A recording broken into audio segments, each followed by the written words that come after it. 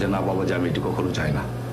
তাহলে রশিদ সরকার, তুমি যদি সেটি না চাও, তাহলে আমি তোমার পীর বাবা হয়ে বললাম, তুমি তাকে, তোমার মেয়েকে যে খুন করেছে, তুমি তাকে মাফ করে দাও। তখন রশিদ সরকার সাথে সাথে পীর সাহেবের পায়ে ধরে হাউ মাউ করে কেঁদে বললো যে বাবাজি, আপনি বলেছেন আমি আমার মেয়ে হত্যাকারীকে আমি মাফ করে দিলাম, আজকে থেকে আমার মনে কোনো দুঃখ নাই, কষ্ট নাই, আমি আমার পীর ভাইকে জেলে দিতে পারি না, আমি আমার পীর ভাইকে কষ্ট দিতে পারি না। এ কথা বলে তার মেয়ে হত্যাকারীকে সে মাফ করে দিয়েছে।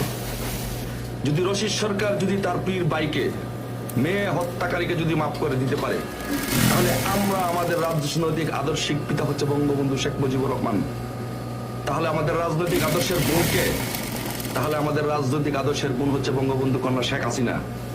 তাহলে আমরা আমাদের আদর্শিক রাজনৈতিক বোনের জন্য আমরা ইনশাল্লাহ একটি রোজা রাখবো এই শুক্রবারে, এবং 2 রাকাত নফল নামাজ পড়বো ইনশাল্লাহ।